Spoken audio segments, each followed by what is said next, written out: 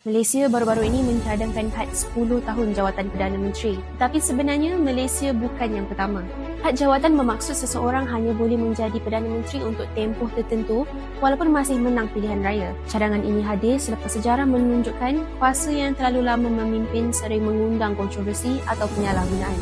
Jadi, negara mana lagi yang ada atau mengamalkan had jawatan Perdana Menteri?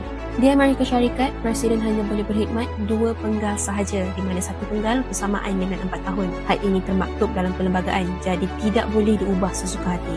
Di Brazil pula membenarkan 2 penggal iaitu 4 tahun setiap satu. Indonesia menetapkan 2 penggal iaitu 5 tahun setiap penggal yang diperketat selepas kejatuhan era Soeharto. Di Mexico, Presiden hanya dibenarkan 1 penggal iaitu 6 tahun dan tidak boleh diulangi seumur hidup. Juga di Filipina, Presiden hanya boleh berkhidmat 1 penggal iaitu selama 6 tahun. Tiada penggal kedua dibenarkan walaupun tidak berturut-turut seperti yang termaktub dalam Perlembagaan Filipina 1987 selepas kejatuhan Ferdinand Marcos.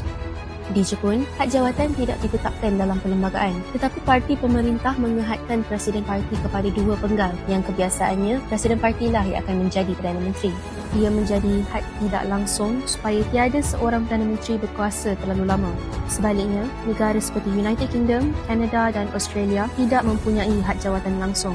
Perdana Menteri boleh kekal selagi ada sokongan parlimen dan parti. Penyokong had jawatan berkata ia akan dapat mengelakkan salah guna kuasa, kronisma dan pemerintahan otoritarian, manakala pengkritik pula bimbang pemimpin yang bagus terpaksa berundur dan dasar jangka panjang terjejas. Di Malaysia, cadangan had 10 tahun ini hanya terpakai kepada Perdana Menteri, bukan Menteri Besar maupun Ketua Menteri. Langkah ini dilihat sebagai permulaan reformasi politik di peringkat persekutuan. Apa pendapat anda? Perlu atau tidak had jawatan Perdana Menteri dipraktikkan di Malaysia?